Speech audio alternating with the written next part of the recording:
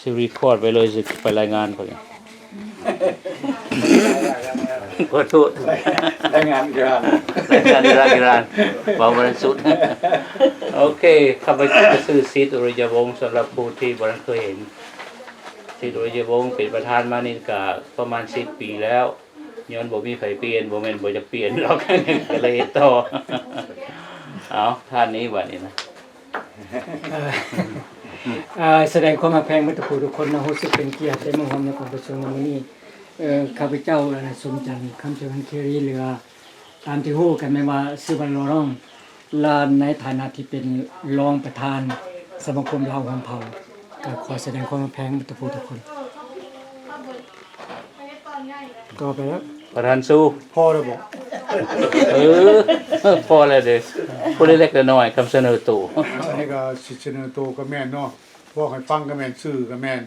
ทางสั้นก่อนอื่นก็แม่นขอแสดงความนับถือสมาชิกทั้งวัตถุทุกคนนี่แหละผู้นำหน่วยซึ่งมาจากทุกคนทุกแห่งซึ่งมาเข้าร่วมกลุ่มประชุมมื้อนี้ท่านี้ก็แม่นท่านศิษย์อริยวงศ์ให้สถานที่เฮาประชุมกันหรืออบรมกันเป็น5-6-7 ปีเลยที่รู้ได้พบหน้าแต่สั่นมื้อนี้ก็แม่นคือข้าพเจ้าบุญสู้ของสวงเป็นหัวหน้าเขต2อยู่ในซัคราเมนโตนี่ก็ได้พบมีผลงานนำเพิ่นก็หลาย10 ปีแล้วเนาะสั่นก็บ่ได้เสนอชื่อคือว่าไงซะ6 ปีแล้วคือว่าผู้ชื่ออยู่ก็ชื่อจะหน้าก็มีเพราะว่ามันนุ่มกว่าเก่าดิเอาจังซั่นละจังว่าต่อไปก็แม่นเฮาสิได้ปรึกษาหารือกันเกี่ยวกับเงื่อนไขต่างๆหรือว่าข้อกฎระเบียบต่างๆอะไรที่ว่ามันบ่สอดคล้องกับปัจจุบันที่ว่าเฮาคิดขึ้นมาได้แต่ว่าเฮาก็ต้องได้แก้ไขเพราะว่าเฮาจะให้มันดีอยากให้สมาคมเฮานี่มันคุ้มรุมสามัคคีกันเป็นครอบครัวหนึงครอบครัวเดียวกันซึ่งมีอยู่หลายปานใด500-600 คนเนาะแม่นมันสั่นก็บ่อยากให้ไปเป็นอื่นนะมาร่วมมุกความใจนํกัน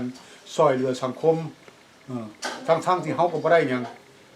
ว่าบ่ได้มันก็ได้คือความทุกข์ความดีเขาได้ช่วยพี่ช่วยน้องทุกประการนี่ก็หลายแนวที่เราได้ช่วยแต่ว่าบ่จะว่ามาดอกช่วยเท่าที่ช่วยได้เนาะอายุก็ส่ำนี้ละมันสั่นมื้อนี้ก็นั่นขอความเข้าใจที่ได้มาร่วมกองประชุมทุกท่านเด้อเข้าใจโอเคต่อไปก็เป็นข้าพเจ้าเองม่อนคำเฟื่อนคำนิวงศ์เป็นเลขาของสมาคมลาวห่มเผ่ามาก็พร้อมทั้งเมียพร้อมทั้งผัวทั้งเมียเลยช่วยสมาคมเฮาช่วยสังคมเฮาก็ก่อนอื่นหมดก็ขอบใจนำหมดทุกคนอีกครั้งหนึ่งที่ได้สละเวลาพวกท่านมาร่วมมื้อนี้เป็นเวลาดนนานสมควรจนสิลืมหลังแล้วก่อนโควิดแล้วพวกเฮาที่ได้พบกันครั้งสุดท้ายในบัดนี้จนฮอดป่านนี้เฮาจึงได้มีโอกาสได้โอ้ลมกับคณะเฮาแล้วก็ได้เปิดกองประชุมขึ้นมานี่คำเฟื่อนคำนิวงศ์เลขาของสมาคมลาวลมเผาเนาะสบายดีพี่น้องทุกคนเนาะข้าพเจ้ากาเจอเขียนกาตะกินเป็นหัวหน้าหน่วยซีโอสักลมเผานี้ก็ว่าการประชุมวันนี้ก็ดีใจที่ได้เห็นหน้าเห็นตาได้ผู้ได้คนคือหน่วยต่างหน่วยคือเป็นรู้สึกตื่นนั้นก็ดีใจที่ได้เห็นเป็นของขอเป็นในมือนี้นำแล้วก็เห็นได้ผู้ได้คนนำกันเรื่องการประชุมก็มีกันคือที่เป็นกล่าวมาแล้วเนี่ยในการแก้ไขปัญหาในสังคมของเราที่ว่าบางข้อก็จะมีการเพิ่มเติมในใดในหนึ่งบ่หรือแก้ไขในใดหนึ่งก็เพื่อให้สมาคมเรามันเดินแม่นเดินสะดวกที่สมาคมเราของเราเป็นต่างชาตินี่ก็โอ้เศร้ากว่าปีแล้วเนาะ30 ปลายแล้วการใช้จ่ายมุ่นเวียนเรื่องการโจกกับที่ทานมากกับบนปัญหานี้แต่ยางเนาะคือว่าสะดวกที่อยู่นะขอขอบใจทุกคนนะสบายดีเด้อพ่อแม่พี่น้องเบิดทุกผู้ทุกคนหมู่กองพักพวกลูกๆหลานๆ ข้าพเจ้าได้ซื้อเจียงนามสกุลคำภูมิแล้วก็เป็นสมาชิกนี่ละเราลูกเขาเฮานี่ละก็เบิ่งแย่งกันไปสิละขอให้มีความมั่นคงลงแกนเบิดทุกผู้ทุกคนให้อยู่ดีมีแห้งให้ฮักให้แป้งกันเบิดทุกผู้ทุกคนป่าลุงตะบ่าวละสาวหาวหาดุๆดานๆเบิดเท่านั้นละ ไอ้นะ มิสเตอร์เมกสวรรค์ ขน่อยชื่อเพชรรัตนเมฆสวรรค์ขน่อยตามที่ที่เช่นนะแล้วขอบคุณเขียนไว้มาผมกองประชุมไม่วันนี้อยู่ในชั้นถีของทานอริยวงศ์อาจารย์คิดกรีและหัวหน้าทำเพื่อนก็เลยครับผู้นี้ทางกรมเราลงเผาครับหัวหน้าหน่วยทุกๆหัวหน้าหน่วยรวมมาทั้งหมู่ขน่อยเองเป็นหัวหน้าหน่วยเจ็ดถึงถ้าบ่สมบูรณ์แบบกระตั้มมันมากพร้อมด้วยครอบครัวลูกเมียทั้ง3คนเนี่ยขน่อยคือเดือนในวงเดือนแล้วก็ลูกขน่อยคือว่าดวงตาเดี๋ยวโบราณไปซ้อนพม่าน้ำกันนี่ละเพราะว่าลูกและเมียเดี๋ยวซอยทุกสิ่งทุกอย่างเพราะว่าบอกถึงขน่อยเองกันแนะนำนิดหน่อยว่าในสู้ของร่างกายของหน่อยเองว่ามันสายตานี่มันเหมือนมันม่วงเข้าไปเรื่องกดเขียนหนังสือยังกับบ่ได้พ่อนั่นนะพ่อได้จุกกินพ่อหาแล้วจึงทางนี้อย่างสวยทุกสิ่งอย่างกับลูกสาวนะพอสมาคมนี่มันกะบอจะเขาอยู่ในสมาคมแล้วหลวงพ่อเขานี่แล้วก็มันมีสมาคมของคนน้อยเองบ่แม่นเนาะก็ลูกเว้าเลยเนาะสมาคมคนน้อยเองในถามหมอนี่เลยนะเฮ็ดอันนี้เกี่ยวกับสมาคมทั้งเสิร์ชดอกบ่แม่นสมาคมทาซิ่งอย่างอันนี้อย่างไงอย่างโตโบราณนี่บ่เพียงแต่ว่าซอยซึ่งกันและกันนะพี่น้องที่ต้องการอยากมาอยู่ในสมาคมของเสิร์ชก็ได้จัดตั้งให้รวมกับคนพ่อลอยแล้วแต่บ่เป็นยังต่างมาหลายปีแล้ว6 ปีแล้วแล้วเขาน้อยก็มีตัวยินดีทุกสิ่งอย่างในกองประชุมมื้อนี้แต่บ่ฮู้ว่าในพวกโกเรื่องเพิ่นจะออกในแบบใดแน่ในกองประชุมเนาะมันก็หลายปีแล้วนับแต่บ่ได้เขามาไกลคันพ่อได้พ่อนี่ตามนำไป2020ขึ้นมาเหมือนกันเสีย2018แล้วนั่นแหละท่านเราจะว่าทุกทีอย่างก็ได้ก็ดีก็ได้สู่กันมามีความระมัดระวังเนี่ยกะเอกสวยกันที่กระทำในสมาคมเราลงเผาเขานี่แหละแต่แล้วในสมาคมอยู่นั่นแหละการคอยเฮ็ดกันไปเนี่ยก็ดีแล้วในเรื่องสมาคมเล่าเฮาทางรัฐที่ผู้นี้สักคำมิตูนี่และมุกขน้อยก็บ่มียังขน้อยก็เว้ายังก็บ่เป็นเพราะเท่าได้แหละเพราะว่าเมื่อว่าตานี่มันร้ายแล้วก็ไม่เข้าว่าเรื่องทำทุกสิ่งอย่างมันก็บอกกันว่ากันเยอะหลายกว่านะมีอยู่แนวคิดอันนี้แต่ว่าพอผิดปฏิบัติไปทำมันก็บ่ถูกต้องหมดนะเพราะว่าเองสายตาบ่ดีพออย่างไรก็ตามขอมอบให้กับหัวหน้าหน่วยและทั้งหัวหน้าสมาคมทั้งประธานทุกอย่างละ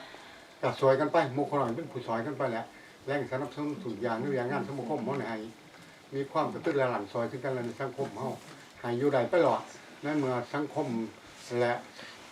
โลกมันเกิดมาเป็นแบบนี้แล้ววิกฤตที่สุดแล้วนับเป็นนี้ก็ตวงไปอีกนี่เอาขอบใจนำทุกฐานนะในมือในวันนี้เด้อขน่อยเพชรเด้อเอาขอบคุณหลายๆขน่อย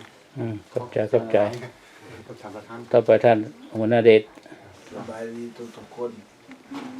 หัวหน้าทุกหัวหน้าข้าพเจ้าเองก็สิริเดชใช้ปัญญาผู้รับผิดชอบหน่วย10ก็ดีมุกดีใจมาเห็นหน้าเห็นตาทุกคนมื้อนี้บัดทานแล้วโอ้ยยังมองไปว่าหน้าใหญ่คุณหัวหน้าใหญ่แท้ก็ใหญ่ดอกดีใจตัวน้อยแต่ว่าสิ่งใหญ่ข้าพเจ้าก็สื่อรู้แสงสัญลักษณ์วงศรีแล้วก็ขอแสดงความพิธียินดีที่ว่าสมาคมทุกๆหัวหน้าที่ยังมีการเสียสละอย่างราบรื่นเสมอต้นเสมอปลายขอขอบใจเท่านั้นแหละพูดนั่นพูดนางทั้งหวานทั้งเราเลยบ่สบายดีเพิ่นทุกคนก็น้อยอันแสงมานี้ลูกพอตู้คันที่ไปก็ฮู้ว่ามันเป็นบ่เป็นหัวหน้าหน่วยหยังตี้มีแต่หัวหน้าครอบครัวตัวเองกำลังเรียนใหม่แล้วสิอธิบายเป็นหัวหน้าครอบครัวตัวเองก่อนนั่นแหละโอเคดีได้ขอบใจหัวหน้าซักสบายดีทุกคน ดีใจที่ได้มาเห็นกันรวมประชุมในมื้อนี้ก็ดีคือว่าแล้วนั้นคนก็บ่เฮ็ดกันเถิงเนาะทำไมอันน่ะส่วนหลายก็รู้จักกันเบิดนั่นแหละแต่ว่าบางคนอาจสิบ่ฮู้บ่ฮู้ชื่อแท้ว่าซั่นซะ เขาก็บ่รู้จักคือกัน ชื่อแท้ก็แม่นอันน่ะชื่ออเมริกาชื่อแดเนียล โอ้ดี แล้วก็ชื่ออันน่ะลาวเฮาแล้วก็ชื่ออนุสักษ์แก้วเพชรดีแดเนียลเนาะ ถามความสบายดีเมื่อทุกคู่ทุกคนและดีใจให้อยู่ดีมีแฮงเมื่อทุกคู่ทุกคนเด้อโอเคโชคใหม่อันน่ะ New Year coming เข้าใจโอเคอาจารย์ ห่วยเป็นสมาชิกซื่อๆก็สิได้เว้า ทำเพลงดูหลาย แนะน คนมาร่วมกองประชุม ำไม่กับบ่ฮู้จักโตก็มี สมาชิกมา มีแต่เฮานี่ฮู้จักโต สมาชิกก็เป็นคนสำคัญ เสนอหมดแล้วแต่งงานมื้อใดก็เสนอหมดแล้ว สบายดีเบ่ทุกคนข้าพเจ้าก็ซื้อลาวๆล่ะคำสมัยแก้วเมืองสองได้เข้าดีใจสิได้เข้ามาเป็นสมาชิกในสมาคมนี้ก็บ่ดนดอกประมาณ2ปีกว่าก็ดีใจที่ได้มาร่วมกองประชุมน้ำพกทานมื้อนี้ก็ดีก็เป็นสมาชิกธรรมดาขอบใจ เข้าใจ อเมริกาก็บ่บอกมันไปเห็นผู้อื่นบ่ได้จักได้ โอ้ย บ่ได้จักได้ชื่ออเมริกาก็บอกว่าแต่เว้ย ทางรู้ไปแล้วผมบอกแล้ว มีวิดีโอได้เขาจะส่งเข้าสถานทูตลาว สบายดีหมดทุกคนขน้อยซื้อจันเพลงประวงเวียงคำมาแต่สต็อกเกนนำหัวหน้าหรือสต็อกเกนขน้อยเคยเข้ามาเป็นสมาชิกอยู่ในสมาคมเรารวมเผ่าตะกี้ก็เจ้าห้องว่าชิโก้บอกเคยเข้ามาตั้งแต่พลุงคำสิงเพื่อนเป็นหมู่ของพลุงเพชรวงศ์ประวงเวียงคำเริ่มต้นแต่ทำทำกอพุ่นแล้วก็เลยเอาพ่อกับแม่เข้ามาอยู่ในสังคมนี้ตั้งแต่ลุงคำสิงเพิ่นยังพูดเป็นอาจจะเป็นครอบครัวที่แม่ละก่อตั้งทำอีกอาจจะเป็นครอบครัวที่2ที่3อยู่ในสังคมฉะนั้นก็ผู้ว่าสังคมเฮาหันเจริญรุ่งเรืองหลายเติบทางนี้ก็คือสิบ่หลายดอกแต่ว่าเดี๋ยวนี้ยังขยายออกมาก็ดีใจน้ำแต่ก็บ่ได้ซอยอย่างหลายปานใดเพราะว่าขน้อยได้เบิ่งพ่อแม่อาวุโสแล้วก็เลยมีความรับผิดชอบเรื่องงานได้พ่อแม่เนี่ยก็เลยว่าพอท่านได้เข้ามาร่วมในการช่วยเหลือหลายปานใดก็ฉะนั้นจังว่าเป็นสมาชิกมาแต่โดยแล้วแต่ผู้จักแต่ก็ดีใจนํก็บ่ฮู้ว่าสำหรับบุรุมหันได้มีหลายปานใดที่ว่าบุรุมเป็นที่ก่อสร้างก็ขอบใจที่ว่าให้กำเพื่อนก็ได้ใกล้ชิดกับคนสต็อกเทนถึงว่าสิมีน้อยก็ดีใจนํที่ว่าได้มาเข้าร่วมแล้วก็ดีใจที่ว่าได้ขับรถมาเป็นถนนหนทางได้ไกลเติบจากสต็อกเทนมาเป็นโชเฟอร์ให้เพิ่นบ่แม่นล่ะโอ้ดีขอบใจท่านนายคัง สบายดีเมื่อทุกท่านก็น้อยฟ้องสวรรค์คำนิวงศ์เป็นผู้ซอยสมาคมหลายโฮมเผาในเรื่องเฮ็ดสมุดบัญชีทุกสิ่งทุกอย่างเกี่ยวกับสอนอันนี้ก็เฮ็ดได้มาโดนเติบละแล้วก็บ่มีหยังกันขอบใจนำทุกๆท่านที่ว่าหัวหน้าหน่วยประธานห้องประธานหัวหน้าเขตทุกท่านที่ว่าซอยเหลือสมาคมลาวโฮมเผามาตั้งหลายปีแล้วก็บ่ปาบ่ทิ่มกันก็เป็นว่าแล้วก็พร้อมด้วยสมาชิกพร้อมที่ว่าให้ความร่วมมือกับหัวหน้าหน่วยที่ว่าเฮ็ดให้เวียกงานของพวกเฮาเดินแล่นแม่นสะดวกไปด้วยดีขอบใจหมดทุกคนแล้วก็ยินดีต้อนรับที่ว่าได้มาพบกันในวันนี้ขอบใจสบายดีขน้อยซื้อคำตันสนานิกรเป็นหัวหน้าหน่วยยูเขตสต็อกตันรู้สึกดีใจที่ว่าได้มาร่วมประชุมนั้นหัวหน้าเขตนั่นน่ะหัวหน้าเขตอยู่เมืองสต็อกตันนั่นแหละบ่มีหยังหลายดอกเพิ่นเว้าหลายแล้วเนาะเท่านั้นล่ะมีเพิ่นก็ซอยผู้นี้ขับรถมาให้ขอบใจอันนี้เป็นผู้ช่วยขับรถมาเพราะว่าขับบ่ได้ขอบใจขอโทษหน่อยนึงเนาะเพราะว่าลุงกันอยู่ ลุงเกียรติ มันลุงเขียนโซอยู่หน่วยเลยก็ เลยสิ หน่วยซีแสดงว่านะท้องสมนแหวนทองคำนี่บ่ได้มีหน้าที่รับผิดชอบแล้ว แม่น บ่ลุงท้องสมานแล้วบ่ลุง บ่ห้องละเรามา เราเท่าแล้ว ก็แปลว่าลุงเขียนเป็นเพิ่นนะโอเคลุงต่อไปลุงยินว่าหยัง เจียง เขียน เจียงตัวนั้นนะ เจียง เจียง เขียง ครับผู้มี